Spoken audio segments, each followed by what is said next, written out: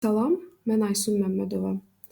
Bugün nəhayət ki, sizlərlə uzun zamandır planlaşdırdığım, lakin bir türlü zaman tapıb çəkə bilmədiyim SQL dərslərinə keçid edəcəyik. İlk öncə başlamaq istəyirəm mənim bu prezentasiya faylımdan. Burada bu faylda bütün məlumatlar əks olunub və dərs keçdikcə də ehtiyac olduqca bura əlavələrimi edəcəm. Gəlin başlayaq. Ümumiyyətlə, ilk öncə sizin anlamalı olduğunuz nədir? Data və databaza. Ümumiyyətlə, data nədir? Data bizim gündəlik əldə etdiyimiz məlumatların xammal formasında olan toplusudur. Məsələn, hava 25 dərəcədir və yaxud bugün yaxşıyam. Bütün əldə etdiyiniz məlumatlar bir datadır. Amma bu datalar təbii ki, xammal formasındadır. Burada növlərini qeyd eləmişəm. Məsələn, nəqliyyat ola bilər, coğrafik məlumatlar ola bilər, mədəniyyət məlumatları ola bilər, elmi məlumatlar, financial və s. Databaza nədir? Databaza bütün bu məlumatların təhlükəsiz bir şəkildə toplandığı bir yerdir. Yəni ilk öncə siz bu ikisini ayırd eləməlisiniz. Data nədir? Databaza nədir? Hər ikisi tamamilə fərqli anlayışlardır. Data xammal formasında olan məlumatlardır. Databaza isə bu məlumatların toplandığı, sistemli və qaydalı şəkildə yığıldığı bir mühitdir. Yəni datanın burada qeyd olunduğu kimi evidir, anbarıdır, yaddaşıdır. Keçdik bu hissəyə. Databazanın ümumiyyətlə bir çox növləri var. Bizim sizlə baxacağımız Relational Database Management Systemdir. Bu nədir ümumiyyətlə? İlk başlarda SQL-a başlayan birisi olaraq təbii ki, bunlar sizə qeyri-adi anlayışlar kimi gələ bilər, amma əslində çox asan bir məlumatdır. Databazada ümumiyyətlə məlumatlar cədvəllər şəklində saxlanılır. Yəni əlaqəli databazalarda, yəni relational databazalarda belə deyək. Daha öncələrdə məlumatlar bir Excel tutaq ki, düşünün. Orada yazılıb ad, soyad, müştərinin atasının adı, yaşı, bütün məlumatlar və sonrasında düşünün bu müştəri bizdən alış-veriş edir.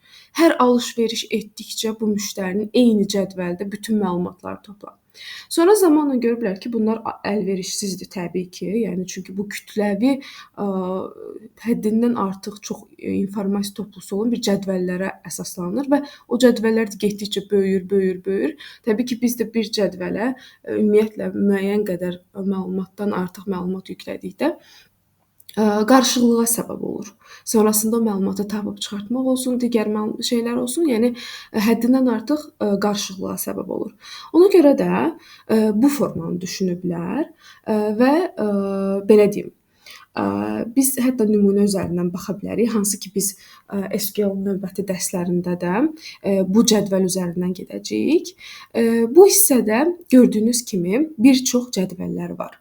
Regionlar, ölkələr, location, ərazi məlumatları, işlər, iş növləri, departamentlər, iş historisi, belə deyək, işə qəbul vaxtı, çıxış vaxtı, bu tarixlər və işçilərin adları.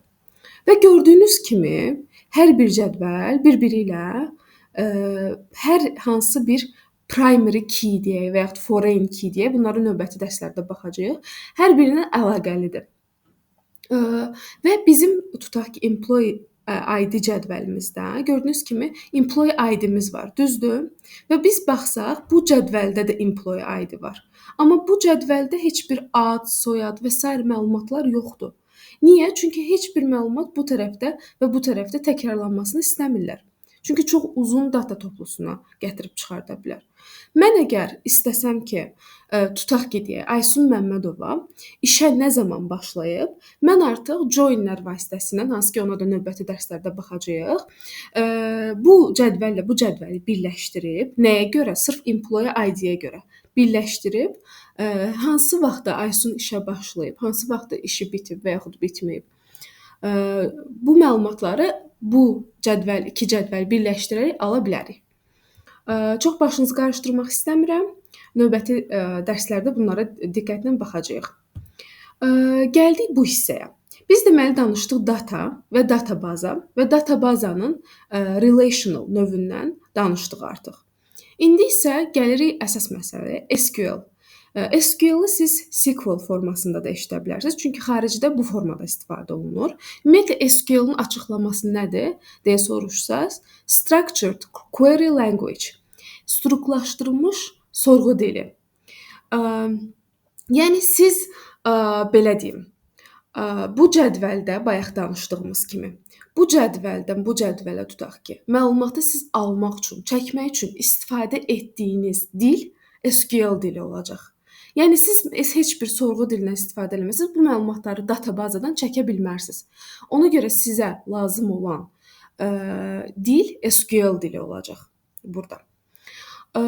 Oracle SQL nədir? Oracle SQL nəinki Oracle SQL, MySQL da var, MS SQL da var, Oracle da var və bir çox SQL software'lar var. SQL da Oracle SQL da Oracle şirkətinin təqdim etdiyi SQL variantıdır. Yəni bu bir software'dır. Məlumat bazalarını idarə etmək üçün istifadə olunan bir software'dır. Biz niyə Oracle-dan üstünlük tuturuq? Niyə Oracle-ı istifadə edirik? Çünki məsələn MySQL dedikdə MySQL kiçik kitabxanaların, yəni kiçik məlumatların idarə olunduğu bir software'dır. Böyük məlumatlara MySQL o qədər də əlverişli deyil. MS SQL-la Oracle müqayisədə MS SQL da nisbətən təbii ki, böyük dataların idarə olunmasında istifadə olunur. Sadəcə Oracle-la nisbətdə dayanıqlı deyil. Yəni bunu şəxsi təcrübəmdə də görmüşəm. Ona görə də Oracle SQL daha dayanıqlıdır deyə bilərik. Və biz ən sonda bu dərslərdən nə öyrənəcəyik? SQL ən birinci növbədə təbii ki, SQL və Oracle-da SQL öyrənəcəyik. Məlumatları databazadan çəkmək, onlara düzəlişlər etmək, cədvəllər yaratmaq, bu cədvəllərə hər hansısa bir məlumatları daxil etmək, indeksləmə, trigger, stored procedure və s. digər funksiyaların hər birini biz bu dərsdə əhatələyəcəyik. Hələlik bu dərsdən bu qədər. Növbəti dərslərimizdə yeni mövzulara toxunacağam. İzlədiyiniz üçün təşəkkür edirəm.